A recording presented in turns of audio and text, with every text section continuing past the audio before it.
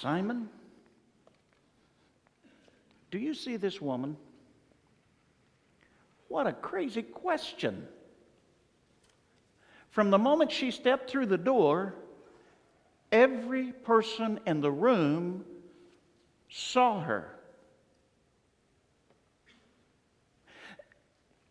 The conversation that was going on around the table declined until a quiet whisper.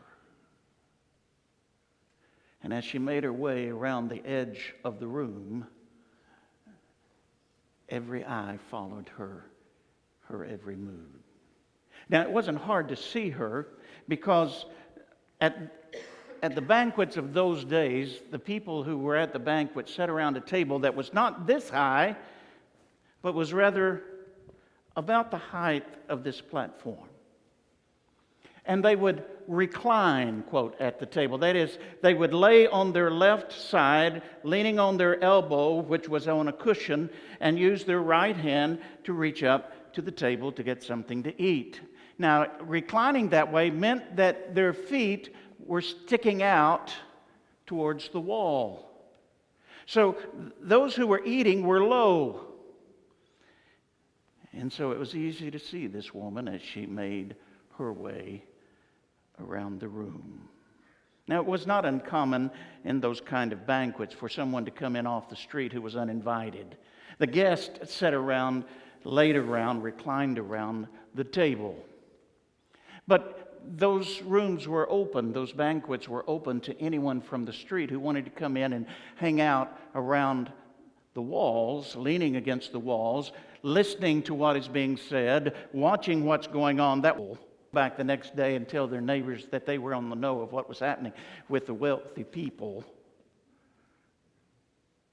But for her to show up was not normal.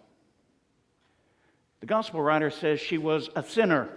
That is a technical term that the gospel writers used. It simply referred to a woman who did not live her life in obedience to the Mosaic law as the scribes interpreted it. There were lots of sinners, according to that definition. But there was more to her. In fact, you see the more when you hear how Simon thought about her.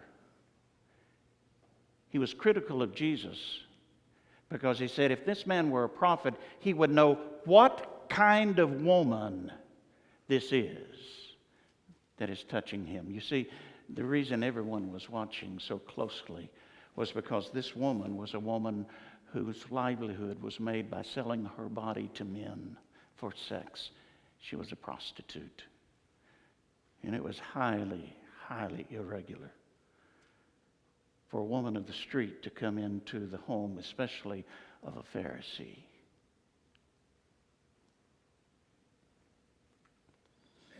As she made her way into the room, it was obvious that she was looking for Jesus. And when she saw where he was, she kept her eyes on the floor, refusing to make any kind of eye contact. As she began to approach where Jesus was reclining, she began to weep. She began to sob, and as she got to his feet, she tried to compose herself, but her tears just flowed even more. And the tears began to fall upon the feet of Jesus, and then she was embarrassed, and so she quickly knelt at his feet, and as her tears fell on his feet, she grabbed the only thing available to her to wipe those tears away, and that was the sign of her trade. Her long hair that fell beneath her shoulders. So she took that long hair and began to wipe the tears from the feet of Jesus. But the more she wiped, the more overwhelmed she was. And so the more she cried, and the more she cried, the more she tried to dry it. And finally, in desperation, she just began to kiss the feet of Jesus. And then she took what she had brought with her, which was an alabaster jar. What that means is that what was in that jar was extremely expensive. She broke the flask, she broke the neck off of it, and began to anoint the feet of Jesus with that costly ointment. And the perfume filled the room, as did the silence.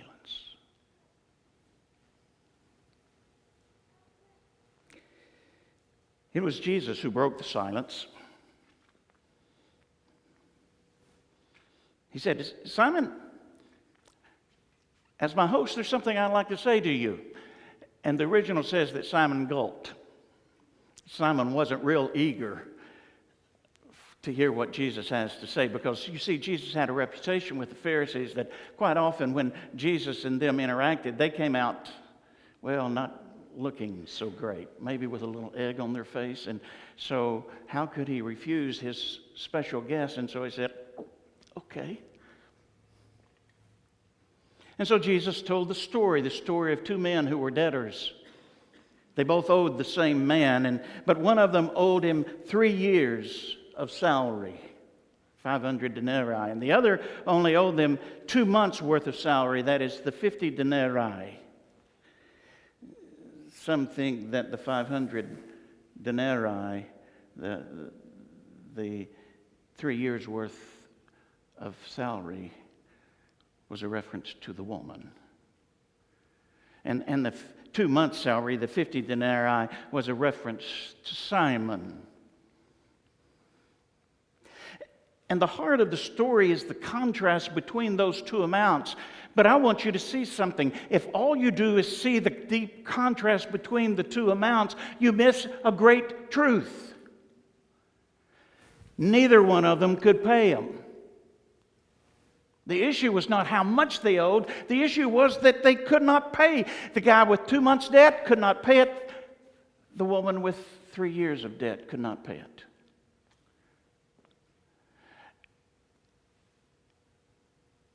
And the creditor forgave both of them. Rather than throwing them into jail, rather than selling them into slavery to get the thing back, rather than punishing them, rather than confiscating their property, rather than claiming their children and selling them into slavery, he just wrote it off. He forgave them the debt. Both of them. The 500 and the 50. And after he told the story, came the dreaded moment. So, Simon, which of these two would love the man the most?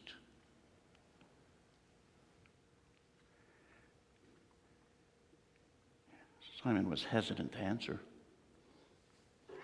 because he knew that's where the zinger was going to be. He said, well, I suppose the one who owed him the most. And Jesus said, Simon, you got that right. Well done. So do you see this woman?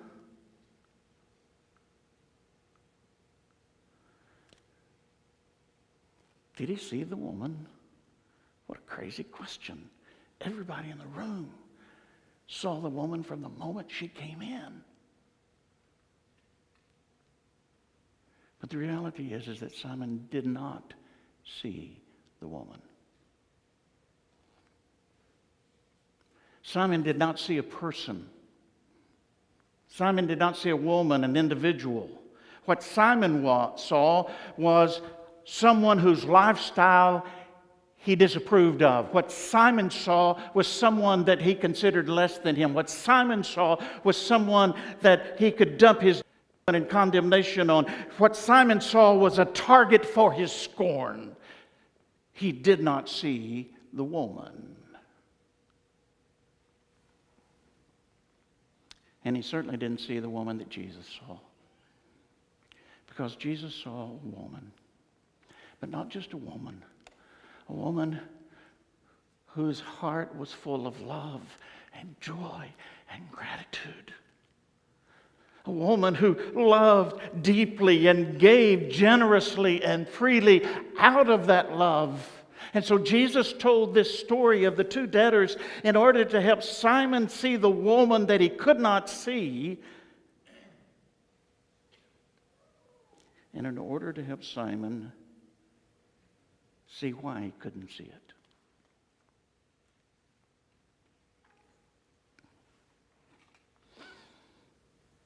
Jesus said, Simon, look at this woman. Since she came into this room, she has bathed my feet with her tears. Now, by the way, Simon, when I came in as your guest, your special guest, you didn't even have a servant here to wash my feet, which is customary. But this woman has washed my feet with her tears and dried it with her hair. And you did not greet me with the greeting of a kiss, which is common hospitality, but she has continually kissed my feet. And you didn't anoint my head with oil, which is a sign of blessing and welcome, but she has anointed my feet with a costly, expensive ointment filled with perfume. Simon, this woman loves, and loves deeply, because she knows she is forgiven.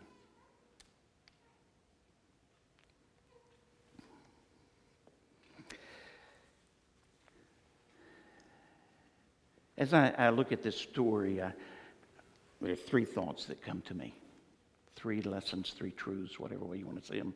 This is not intended to be a 3-point sermon, but maybe it is. Who knows? The first thing is that forgiveness, not our word, our thinking about forgiveness, but whenever we experience forgiveness deep down in the core of our being, forgiveness sets us free. Forgiveness sets us free to love. Forgiveness sets us free from that guilt and that shame and that self-condemnation. It sets us free from our fear of not measuring up, of not doing it right. Forgiveness sets us free. Forgiveness sets us free from worrying about how others see us. You see, forgiveness sets us free from condemning ourselves, from self-hate, from shame.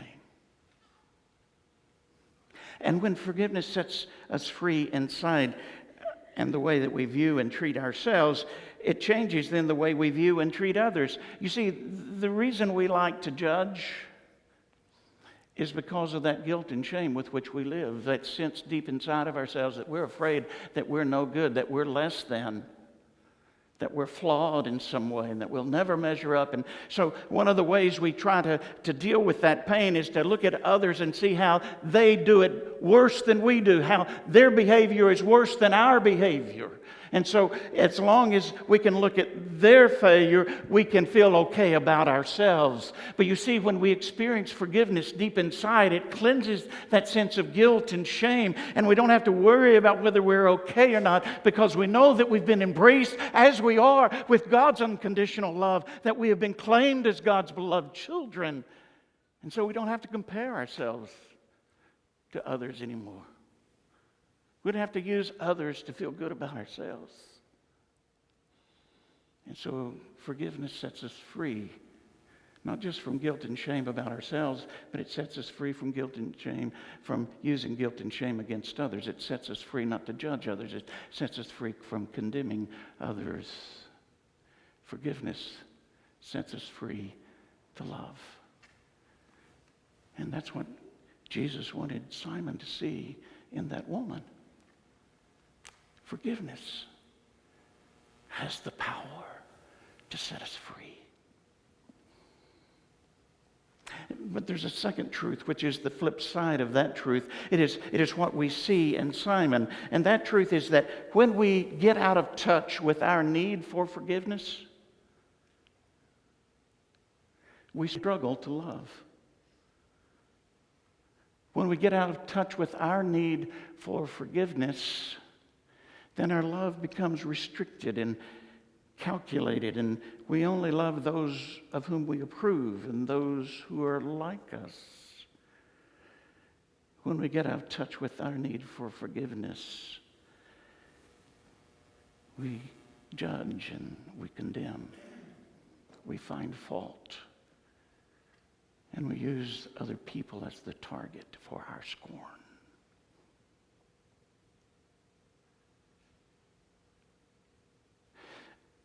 I don't suppose I need to tell you that we live in a pretty anxious time in our country. We're a little bit divided. Had you noticed? If not, I invite you to go onto Facebook. And the sad thing is, not only is our country divided between those on the right and those on the left, our denomination is divided between the traditionalists and those who are called progressive.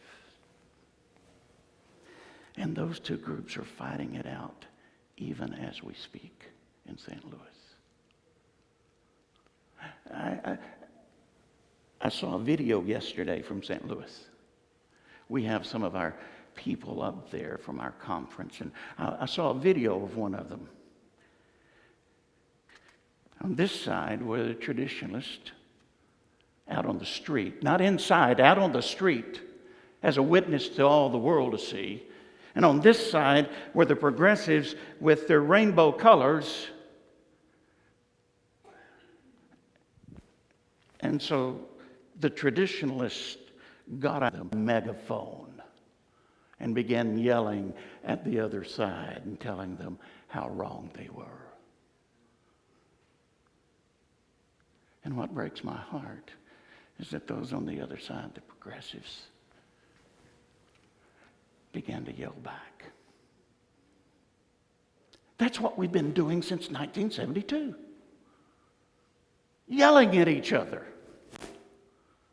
Telling each other how wrong the other one is. And I want to ask them, Simon, do you see the woman? Is all you can see a raving liberal? Is all you can see is a rigid conservative? Is all you can see a Democrat on the left? Is all you can see a Republican on the right? Is all you can see a traditionalist with whom you do not agree? Because when we get out of touch with our need for forgiveness, we don't see people. We see postures and positions and behavior with which we disagree. We see people to condemn and judge. When we get out of touch with our need for forgiveness. Now, the way we blind ourselves to our need of forgiveness is by focusing upon the behavior. Behavior is always the trap that we humans have used. We're always looking at somebody's behavior to see how wrong they are, because if they're wrong, then they're less than I am, and I don't do that wrong, so I'm better than, and so I can feel okay about myself. We focus upon the behavior, but you see, the problem with looking at somebody else's wrong so that I can feel good about myself because I don't do that wrong is that by focusing on the wrong I don't do, I fail to see the right that I don't do. I fail to see the wrong that I do. And the judgmental, condemning spirit is the wrong that we do.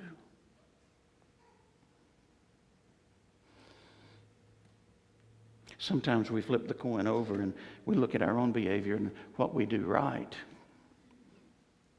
And we can feel okay about ourselves because we live by the law. We have the right beliefs. We follow. The problem with that approach is that by focusing on the right that we do, we fail to see the right that we don't do. To live with compassion, understanding, forgiveness. Whenever we get out of touch with our own sin, it's because we're focusing on behavior. And focusing on behavior blinds us to the heart. It blinds us to the interior. It blinds us to the attitude and the spirit. It blinds us to what we're like deep inside. And whenever we get out of touch with our need for forgiveness, it becomes a barrier to our experience of grace. Forgiveness is what sets us free. Free to love. Free to move beyond condemnation and judgment of others or of ourselves. But when we get out of touch with our need to give, then we find that our love becomes very limited. We only love those of whom we approve. But there's a third great truth in this story, and that is the way God deals with our failure and our sin, whether it's sin of behavior or sin of the spirit. The way God deals with our sin is to forgive. So after Jesus has told the story and tried to help Simon see the woman through different eyes, he turns to her and he says, "Woman, your sins are forgiven." Oh, I wish the English could express what Jesus said. He didn't say, "You are forgiven." What he said is, "You have been forgiven. You are forgiven today, and you will be forgiven throughout eternity." It is a forgiveness that spans the breadth of time, because that's the way God forgives. You stand forgiven.